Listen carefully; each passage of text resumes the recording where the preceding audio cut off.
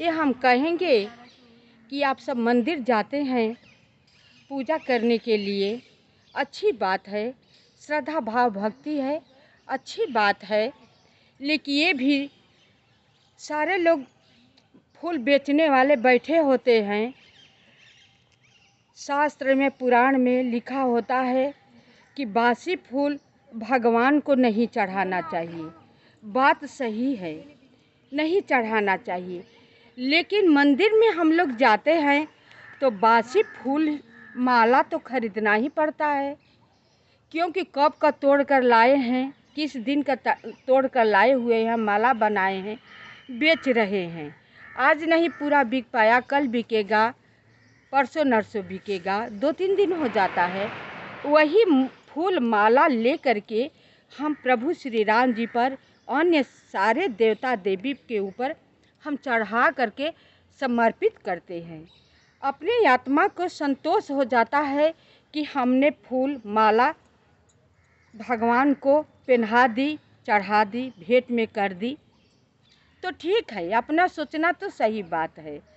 लेकिन ये ज़रा सोचिए कि कोई कथा पुराण में लिखा है कि बासी फूल नहीं चढ़ाना चाहिए। क्या वो खरीद कर हम चढ़ाते हैं तो कहाँ तक का सही है? वो सही हो सकता है? वो कैसे सही माने? वो भी तो बासी है ना। लेकिन वो खरीद कर हम चढ़ाते हैं।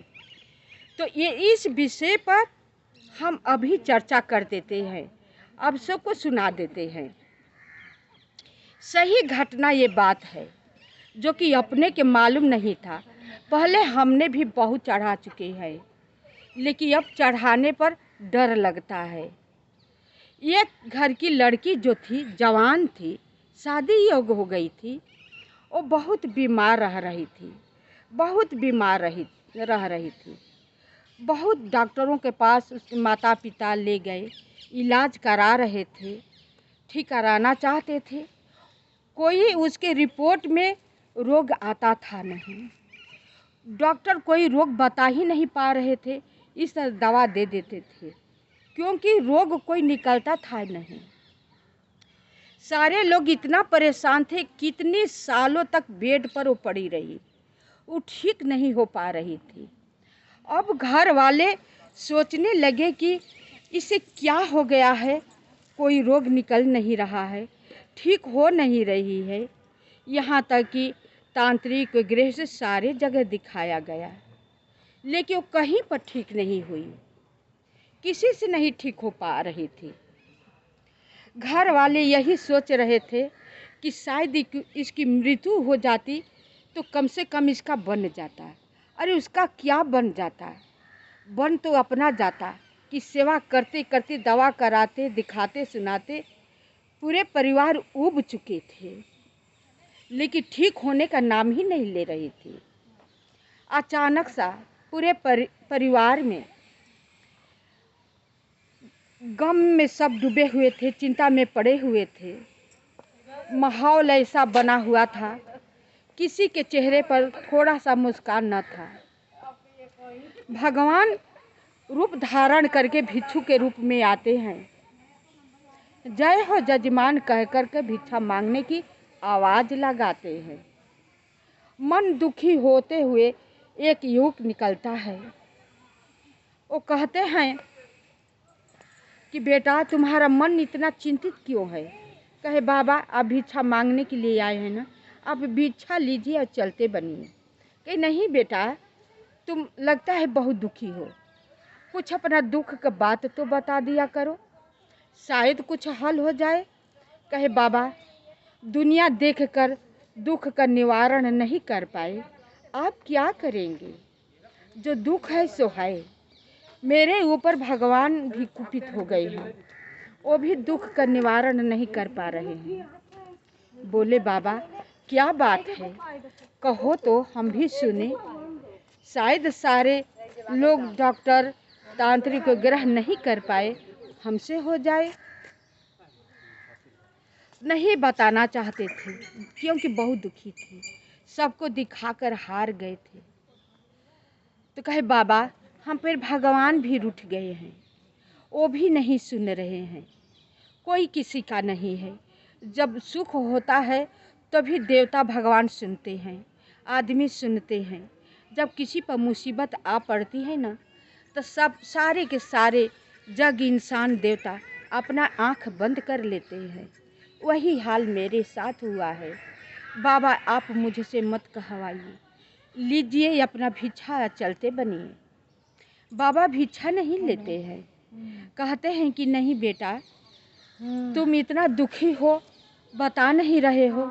जब तक से दुख नहीं बताओगे तब बगैर भिक्षा को मैं लौट जाऊंगा। भिक्षा नहीं लूँगा बेटा। नहीं तो भिक्षा देना चाहते हो तो अपना दुख का कारण तो मुझसे बताओ। कहे बाबा, मेरे घर एक जवान लड़की है, उसकी उम्र बढ़ती जा रही है, लेकिन बहुत दिनों से इतना दिनों से वो बीमार चल रही है। इतना हमने दवा कराया, कहीं को डॉक्टर हमने नहीं छोड़ा दिखाने से। तांत्रिक ओझा जो जहाँ बताता गया, मैं वहाँ पर दिखाया, सुनाया, इलाज कराता गया, लेकिन क्या मुझे मिला? कुछ नहीं मिला।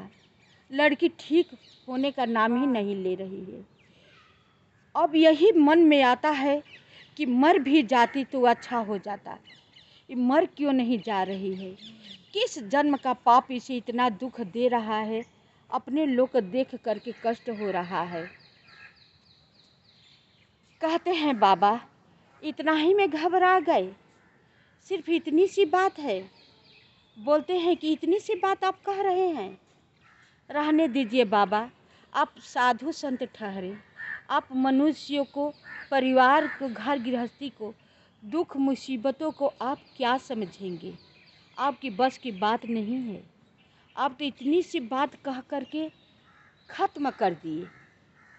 मेरे दिल से पूछिए कि मेरे दिल पर कितना वज्रसा गिरा है। तब थोड़े देर के लिए बाबा आँख बंद कर लेते हैं। आँख बंद करते हैं तो बताते हैं, बेटा, ये पूर्व जन्म की जो आपकी लड़की है ना, मालिन थी। अब फूल बेची है सारा पब्लिक को, भगवान जी को चढ़ाने के लिए बेची। सारे पब्लिक फूल खरीद कर ले जाकर भगवान को चढ़ाए हैं। वो तो चढ़ाए हैं, उनके तो दंड जो मिलना था वो तो मिलेगा, लेकिन ये छल करके पैसे ले करके फूल बेची है। उसी कारण इसके ऊपर बहुत बड़ा भयंकर पाप लगा हुआ है, जो कि इतना भोग लेने के बाद इसका पाप का अभी तक प्रायश्चित नहीं हो पा रहा है। जब तक से इसका पाप भोग लेने के बाद प्रायश्चित नहीं होगा, न तो ये मरेगी न ठीक होगी। कुछ आपके शरीर में पाप लगा है कि लड़की की वजह से आपके दुख दे रही है, आपको कष्ट हो रहा है। आप परेशान मत होइए, बस भगवान के शरण में जाइए, वही उनका निवारण करेंगे। हे बेटा, कहते हैं कि बासी फल, बासी फूल भगवान को अर्पित नहीं करते हैं। अब बासी ही सब कुछ पब्लिक को बेची है। पब्लिक विश्वास के ऊपर न जाने में अनजाने में खरीद करके सभी भगवान को अर्पित किए हैं। उसी में अपना उम्र बिता दी है, तो ये न उसका दंड भोगेगी तो कौन भोगेगा? उसका भी तुम्हारे घबराने से पापों का प्रायश्चित नहीं हो पाएगा। बेटा, तुम घबराओ मत, ऐसे इतने ही से नहीं होगा। जिस दिन इसके पापों का प्रायश्चित हो जाएगा, ये मरेगी नहीं, जिंदा रहेगी, तो अपने आप ठीक हो जाएगी। बेटा, इसमें हम भी कुछ नहीं कर सकते हैं, थोड़ा आशीर्वाद दे सकते हैं कि थोड़ा संतावना हो जाएगा, घर का माहौल खुशी में बदल जाएगा, वातावरण बदल जाएगा, लेकिन उसके अलावा हम भी कुछ नहीं कर सकते हैं। क्योंकि इंसान अपने कर्मों का लेखा जोखा लेकर के आता है। इस कर्म में न उस कर्म में उसे भोगने के लिए ही जन्म लेना पड़ता है। तो तो जन्म ली है अपने पापों के प्रायश्चित करने के लिए, उसी का दंड ये पा रही है। आप लोग से कुछ पाप हुआ है कि आपके घर में पैदा ली है, इसके साथ साथ पूरे परिवार डवाडोल है। बेटा, इसमें किसी का दोष नहीं है। तुम भगवान के शरण में जाओ, केवल भगवान का नाम जप करो। लड़की से कह दे कि हमेशा भगवान का नाम लेते रहे, प्रभु का नाम का स्मरण करते रहे, नाम जप ध्यान वो करते रहे, उसी में उसका कल्याण है।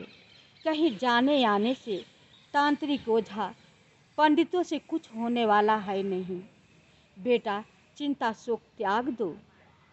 अपने पापों का प्रायश्चित हर मनुष्य को मृत्युलोक में आकर भोगना ही पड़ता है। वो जैसे न भोगे, इससे कोई नहीं छुटकारा पा सकता। ये वीडियो आप सबको कैसी लगी कि बासी फूल चढ़ाने का मतलब होता है क्या, इसका प्रायश्चित कैसे करना पड़ता है, आप सब देख करके कमेंट कीजिए।